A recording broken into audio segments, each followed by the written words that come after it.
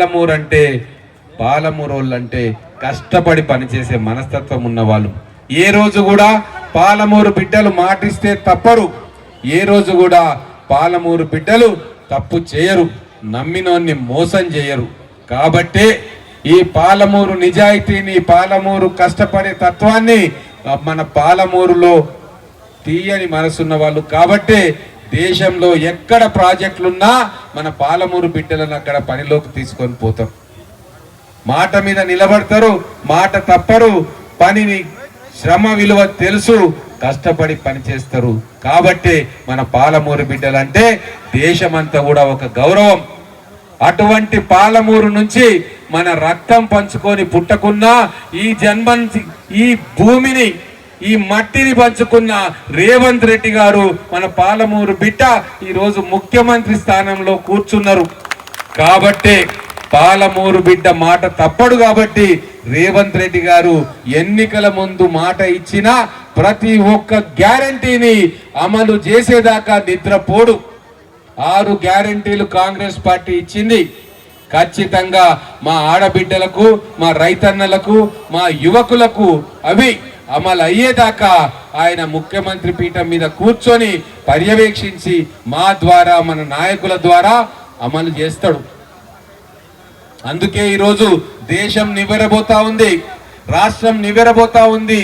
ఎక్కడో నల్లమల అడవులల్లో పుట్టిన మన పాలమూరు బిడ్డ రేవంత్ రెడ్డి గారు కేసీఆర్ ను ఛాలెంజ్ చేసి తొడగొట్టి మీసం తిప్పి, ఆ రోజు మనం గుర్తు చేసుకోవాలి, బిడ్డ లగ్గమైతుంటే జైల్లో పెట్టిండు కేసీఆర్.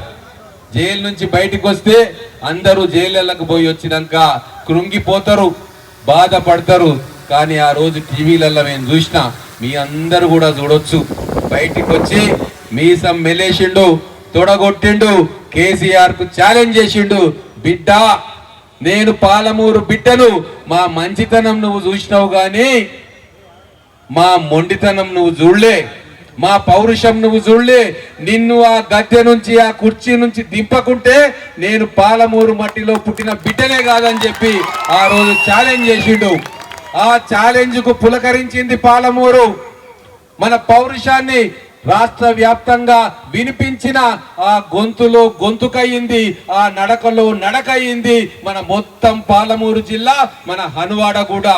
అందుకే ఎలక్షన్లు వచ్చినాక 14 సీట్లు మహబూబ్ నగర్ లో ఉండే, ఏం చేసింది మన పాలమూరు పౌరుషం, కంకణం కట్టుకొని 14 సీట్లల్లా 12 సీట్లు రేవంత్ రెడ్డి గారిని ముఖ్యమంత్రి చేయనీకే, ఇక్కడ రేవంత్ రెడ్డి గారి మాటను నిలబెట్టనీకే ఇక్కడ 12 మంది ఎమ్మెల్యేలను మమ్మల్ని గెలిపించి ఆశీర్వదించి పంపి, బిడ్డ మీరందరూ పోయి రేవంత్ రెడ్డిని ముఖ్యమంత్రి చేసి తీసుకురండి అని చెప్తే మీ మాట తూచా తప్పకుండా మేము పోయి రేవంత్ రెడ్డి గారికి ఓటేసి వారిని ముఖ్యమంత్రి చేసినాం.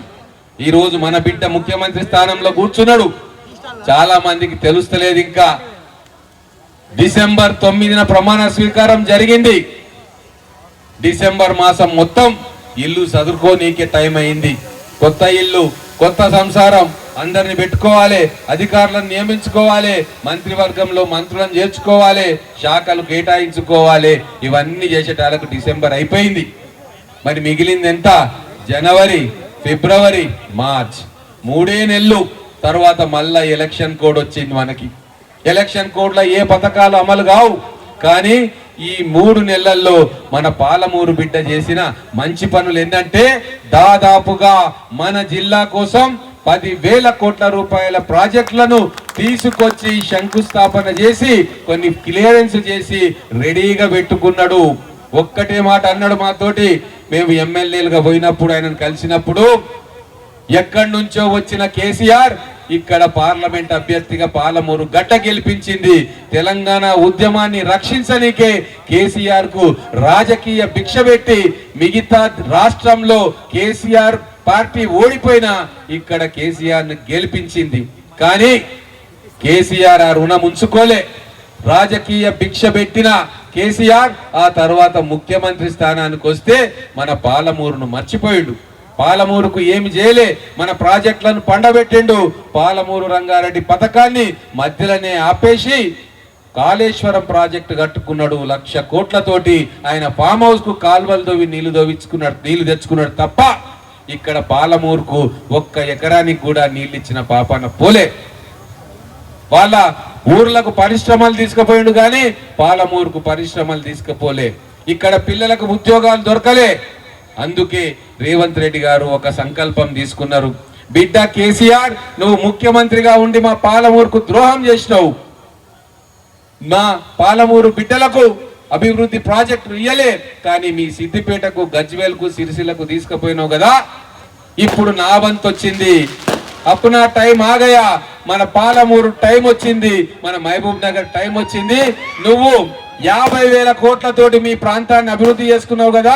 ఛాలెంజ్ చేస్తున్నా, 1,00,000 కోట్ల రూపాయలతోటి మన మహబూబ్ నగర్, పాలమూరు జిల్లాను అభివృద్ధి చేసుకుంటా, ఎవరడ్డొస్తామో చూస్తా అని చెప్పి ఈ రోజు కంకణం కట్టుకున్నాడు మన బిడ్డ రేవంత్ రెడ్డి గారు. అందుకే ఈ 3 నెలల్లో ఏమేం చేసిండు అనుకున్నావు? ఇంజనీరింగ్ కాలేజీలు, మెడికల్ కాలేజీలు, మెడికల్ హాస్పిటల్, వెటర్నరీ కాలేజీలు, అగ్రికల్చర్ కాలేజీలు, లా కాలేజీలు, స్కిల్ డెవలప్మెంట్ సెంటర్లు, అనేక అభివృద్ధి పథకాలు ఈ 3 నెలల్లో మన పాలమూరు కోసం శాంక్షన్ చేయించి శంకుస్థాపన చేసిండు.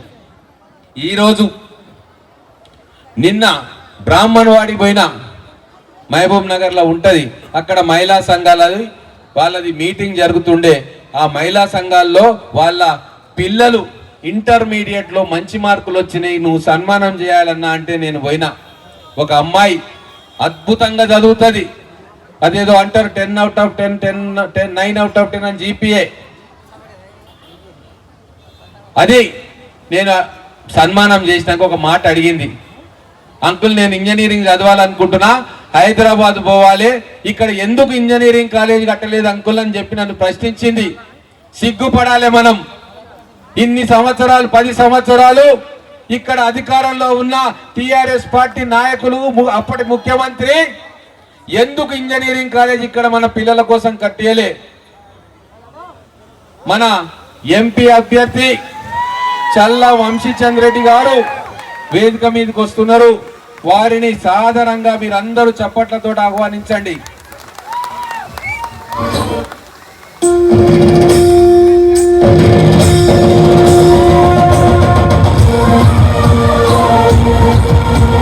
పోతే ఒక మాట అడిగింది, అంకుల్ నేను ఇంజనీరింగ్ చేయాలనుకుంటున్నా, హైదరాబాద్ లో చేస్తా, ఇక్కడ మన మహబూబ్ నగర్ లా ప్రభుత్వ ఇంజనీరింగ్ కాలేజ్ ఎందుకు పెట్టలేదు అంటే నిజంగా సిగ్గుపడాలి కేసీఆర్. తెలంగాణ రాష్ట్రం వచ్చినాక కూడా మన పిల్లలు చదువు కోసం హైదరాబాద్ పోవాలా, చదువు కోసం ఇంకో రాష్ట్రం పోవాలా? ఎంత సిగ్గుమాలిన పని. ఏం చేసిండు 10 సంవత్సరాలు తెలంగాణలో మన పిల్లల కోసం, పిల్లల విద్య కోసం కేసీఆర్ ఏం చేసిండంటే మన పిల్లలు బర్లను, గొర్రెలను ఇచ్చి కాసుకోపో అని చెప్పిండు, చేపల చెరువులు ఇచ్చి నువ్వు చేపలు పట్టుకోపో అని చెప్పిండు. ఒక్క ఉద్యోగం ఇయ్యలేదు, ఒక్క పాఠశాలను పెట్టలేదు, ఒక్క చదువుకునేందుకు ఒక్క కళాశాలను ఇయ్యలేదు.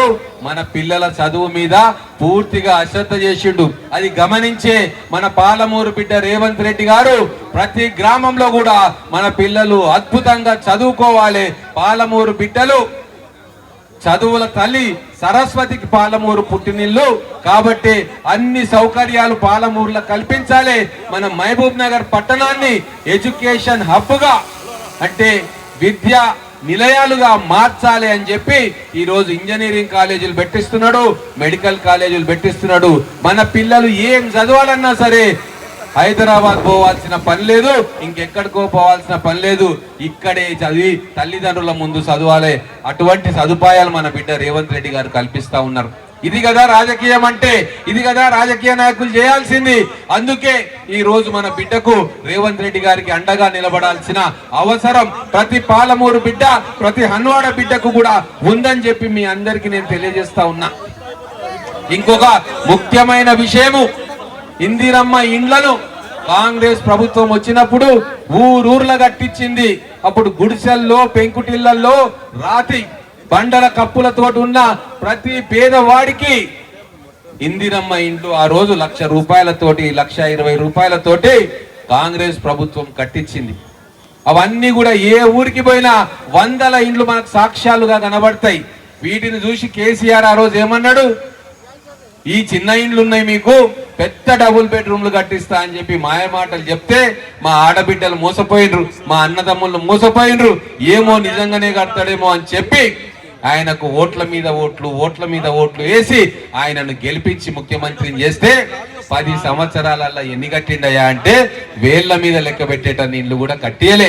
మోసపు మాటల కేసీఆర్. అందుకే ఈ రోజు మీ కష్టాలను చూసినాం, మీ బాధలు చూసినాం. ఇల్లు లేని పేదరికంలో ఉన్న ఆడబిడ్డల బాధలు, నా అన్న తమ్ముళ్ళ బాధలు, ఇవన్నీ చూసి మళ్ళీ ఒకసారి ఇందిరమ్మ ఇండ్లు కట్టించాలని చెప్పి మేము వాగ్దానం చేసినాం. మా మాటను నమ్మి మీరు మమ్మల్ని గెలిపిస్తే రేవంత్ రెడ్డి గారు మార్చిలో ఇందిరమ్మ ఇండ్ల శంకుస్థాపన భద్రాచలం రాముల వారి సాక్షిగా, సీతమ్మ సాక్షిగా మన బిడ్డల కోసం ఆ రోజు శంకుస్థాపన చేసిండు. 10 రోజులల్లా ఎలక్షన్ కోడ్ వచ్చింది. లెక్కలు తీస్తా ఉన్నారు, అధికారులతో మాట్లాడుతూ ఉన్నారు. ఎవరెవరికి గ్రామాలలో ఇల్లు లేదో ప్రజాపాలన సందర్భంగా మీరు దరఖాస్తులు ఇచ్చిండ్రు, అవి కంప్యూటర్లలో ఉన్నాయి. వాటన్నిటిని తీసి నిజంగా విచారించి ఇల్లు లేని వాళ్లకు మొత్తం తెలంగాణ రాష్ట్రంలో ఇల్లు కట్టుకోవడానికి మన ఆడబిడ్డల అకౌంట్లో 5 లక్షల రూపాయలు జమ చేయాలని చెప్పి ముఖ్యమంత్రి గారు నిర్ణయం తీసుకొని ఆర్డర్ ఇచ్చిండు. దీనికోసం హట్కో అనే సంస్థ ఉంటది, దాని నుంచి వేల కోట్ల రూపాయల రుణాన్ని కూడా మంజూరు చేయించుకున్నాడు. ఏదైనా పని చేయాలంటే జాగ్రత్తగా ఆలోచించి చేయాలి. అటువంటి కార్యక్రమమే కాంగ్రెస్ పార్టీ చేస్తా ఉంది.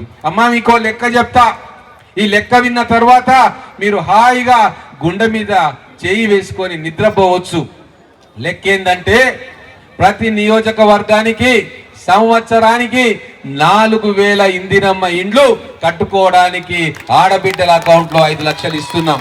4000 అంటే 5 సంవత్సరాల్లో ఎన్నైతాయి? 20,000 ఇండ్లు అవుతాయి. 20,000 ఇండ్లు అయితే ఖచ్చితంగా ఇల్లు లేని ప్రతి పేద కుటుంబానికి ఇల్లు కట్టించే అవకాశం కాంగ్రెస్ పార్టీ మనకి ఇస్తా ఉంది. ఇది ముమ్మాటికి జరిగి తీరుతుంది.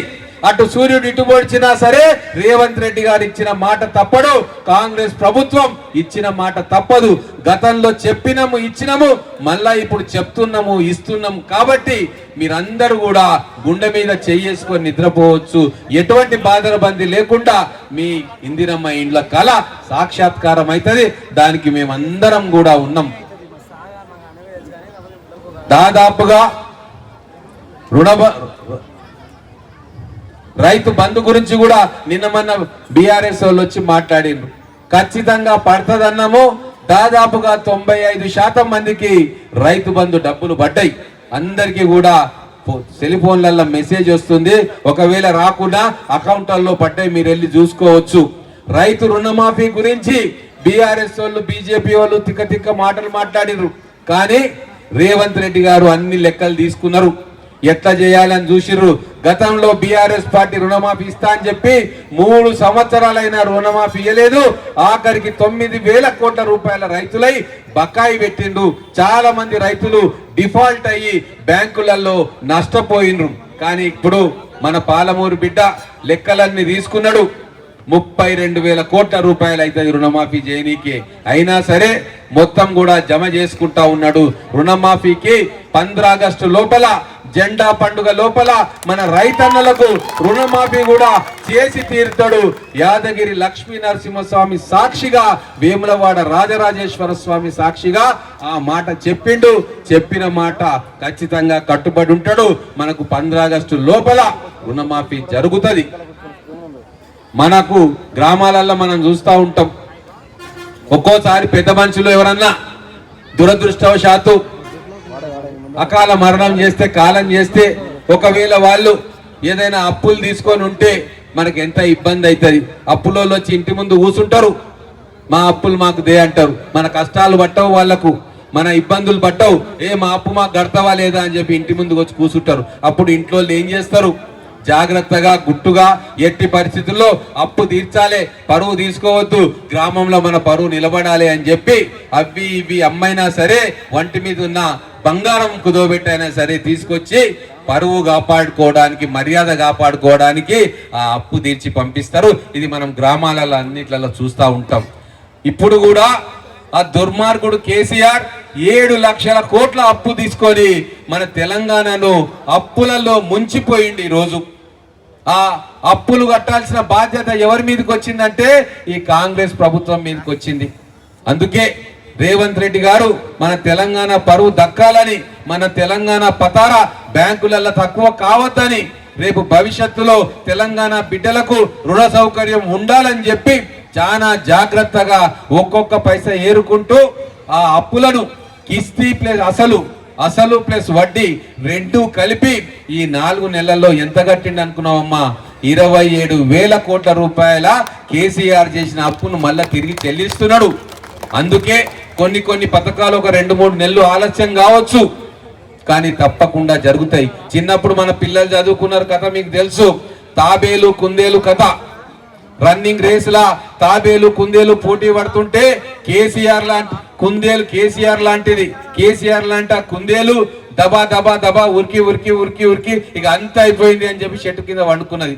సోయి లేకుండా కేసీఆర్ తాగి వంటాడు కదా, గట్టనే సోయి లేకుండా వండుకుంటే తాబేలు, కాంగ్రెస్ అంటే తాబేలు మెల్లగా ఒక్కొక్కడు వేసుకుంటూ లక్ష్యం వైపు గురిపెట్టి అడుగులో అడుగు వేసుకుంటూ లక్ష్యాన్ని ఛేదించి ఫస్ట్ ప్రైజ్ కొట్టింది, ఫస్ట్ వచ్చింది. గదే కాంగ్రెస్ పార్టీ రేవంత్ రెడ్డి గారు చేస్తారు. 1-2 నెలలు అటు ఇటు అయినా సరే ఇచ్చిన మాట నిలబెట్టుకోనీకే జాగ్రత్తగా పొదుపుగా మన ఆడబిడ్డలు ఎట్లయితే సంసారాన్ని పొదుపుగా ముందుకు తీసుకుపోతారో, దుబారా తక్కువ చేస్తారో, అనవసర ఖర్చు చెయ్యరో, అట్లనే ఆయన మన రాష్ట్ర ఆర్థిక పరిస్థితిని, దివాలా అయిన పరిస్థితిని మెల్లమెల్లగా తీసుకొని గాడిలో పెడతా ఉన్నాడు. దానికి ఆయనకు సంపూర్ణంగా ఎవరు సహకరిస్తున్నారంటే మన దళిత బిడ్డ, చదువుకున్న వ్యక్తి, మేధావి మల్లు భట్టు విక్రమార్క గారు, రేవంత్ రెడ్డి గారు ఇద్దరూ కలిసి అపారమైన మేధోశక్తితోటి మన దివాలా తీయించిన తెలంగాణ రాష్ట్రాన్ని మెల్లమెల్లగా ఒడ్డుకు చేరుస్తా ఉన్నారు. ఇవన్నీ బీఆర్ఎస్ వాళ్ళకు తెలుసు, అయినా కూడా తొండి మాటలు మాట్లాడుతూ ఉన్నారు. కానీ మీ అందరికీ అన్ని సంగతులు తెలిసిపోయినాయి కాబట్టి ఇప్పుడు 5 సంవత్సరాలు కాదు కదా, 10 సంవత్సరాల పాటు ఈ ప్రజాపాలన చేస్తున్న కాంగ్రెస్ పార్టీ ప్రభుత్వం రేవంత్ రెడ్డి గారి సారథ్యంలో ఖచ్చితంగా నడుస్తుంది. మన గ్రామాల్లో ఉన్న మన కాంగ్రెస్ నాయకులు అందరి ఇళ్లకు పోయి ఇందిరమ్మ ఇండ్లు ఎవరు అర్హులో ఐడెంటిఫై చేసి అధికారులకు చెప్తారు. ఖచ్చితంగా ఆ అధికారులు నిష్పక్షపాతంగా పేదవాళ్ళకే ఇచ్చేటట్టుగా ఆ ఇండ్లను వాళ్ళకి ఇచ్చే బాధ్యత ఎమ్మెల్యేగా నేను, ముఖ్యమంత్రిగా మన రేవంత్ రెడ్డి గారు తీసుకుంటారు. ఎటువంటి దళారీలు ఉండరు, బ్రోకర్లు ఉండరు, పైసలు ఇచ్చుకోవాల్సిన అవసరం లేదు. ఖచ్చితంగా పేదరికం ఆధారంగా మనకు అన్ని సంక్షేమ పథకాలు మనకు అందుతాయని చెప్పి ఈ సందర్భంగా మీకు తెలియజేస్తా ఉన్నా. తర్వాత పెట్రోల్ ధరల గురించి కూడా ఒక మాట చెప్పాలి మీకు. అంటే బీజేపీ వాళ్ళు వచ్చి ఇప్పుడు బీఆర్ఎస్ సంగతి చెప్పినా అది అయిపోయింది, దాని కథ ఒడిచింది. బీఆర్ఎస్ పార్టీలో ఉన్న అందరు నాయకులు కూడా ఇక బీఆర్ఎస్ తో లాభం లేదు, ప్రజలకు సేవ చేసే అవకాశం లేదని చెప్పి ఇప్పుడు కాంగ్రెస్ పార్టీలో చేరిండ్రు. వాళ్ళందరినీ సాధారణంగా ఆహ్వానించినాం. ఎందుకంటే గ్రామాలల్లో కొట్లాటలు ఉండొద్దు, గ్రామాలల్లో పీకులాటలు, పంచాయతీలు ఉండొద్దు, ఉన్నోళ్ళందరూ ఒక్క దిక్కుగా మంచిగా ఉంటే ఇబ్బంది ఉండదు అని చెప్పి అందరినీ కూడా క్లోజ్ చేయాలి, ఇబ్బంది ఉండదని చెప్పి చేసినాం. ఇప్పుడు బీజేపీ గురించి 2 మాటలు చెప్తా. 10 సంవత్సరాలు మోడీయే ఉన్నాడమ్మా, ఇప్పుడు కొత్తగా వస్తలేడు మోడీ. 10 సంవత్సరాల నుంచి మోడీయే అక్కడ ప్రధానమంత్రిగా ఉన్నాడు. ఏం చేసిండు మోడీ అంటే 500, 400 ఉన్న సిలిండర్ను 1100 చేసిండు. 50 రూపాయలు ఉన్న పెట్రోల్ డీజిల్ ధరలను 100 రూపాయలు చేసి మనం నిత్యావసర వస్తువుల ధరలన్నీ కూడా పెంచేటట్టుగా చేసిండు. మరి ఇప్పుడు ఆయన వచ్చి కొత్తగా ఒరగబట్టేది ఏం లేదు. అందుకే ఏమి ఇయ్యలే మహబూబ్ నగర్ కు, పాలమూరుకు రూపాయి కూడా మోడీ దగ్గర నుంచి, కేంద్ర ప్రభుత్వం నుంచి మా ఆడబిడ్డల జేబుల్లోకో, మా అన్నదమ్ముల జేబుల్లోకో రాలే. అవన్నీ ఎక్కడ బయట పెడతారో అని చెప్పి ఇప్పుడు దేవుడి పేరు చెప్పి ఓటు అడగనీకే బీజేపీ వాళ్ళు వస్తున్నారు. వాళ్ళ మాయమాటలు నమ్మొద్దు. ఇంకొక విషయం చెప్పి నేను ముగిస్తా. అయోధ్య ఎందుకు అందరికి గుర్తుంటదంటే శ్రీరాముల వారి జన్మస్థలం. మథుర ఎందుకు అందరికి గుర్తుంటదంటే అది శ్రీకృష్ణుల వారి జన్మస్థానం. అలాగే గతంలో ముఖ్యమంత్రి చేసిన చంద్రశేఖర్ రావు గారిది సిద్దిపేట, అందుకే సిద్దిపేట అందరికి గుర్తుండపోయింది. కానీ ఇప్పుడు రాష్ట్ర వ్యాప్తంగా ఒకటే పేరు మారిపోయిపోతా ఉంది. ఏం పేరు అది? పాలమూరు పేరు, మహబూబ్ నగర్ జిల్లా పేరు. ఎందుకంటే ఇక్కడి బిడ్డ ముఖ్యమంత్రిగా ఉన్నాడు, మనందరి గౌరవాన్ని పెంచిండు. ఇప్పుడు మనకు అవకాశం వచ్చింది, మన ముఖ్యమంత్రి గారి గౌరవాన్ని పెంచుకునే అవకాశం వచ్చింది, ఆయన నిలబెట్టాల్సిన అవసరం వచ్చింది. ఆయనకు మద్దతుగా రిటర్న్ గిఫ్ట్ గా మన చూడ చక్కని ఎంపీ క్యాండిడేట్ అభ్యర్థి వంశీచంద్ర రెడ్డి గారిని గెలిపించాల్సిన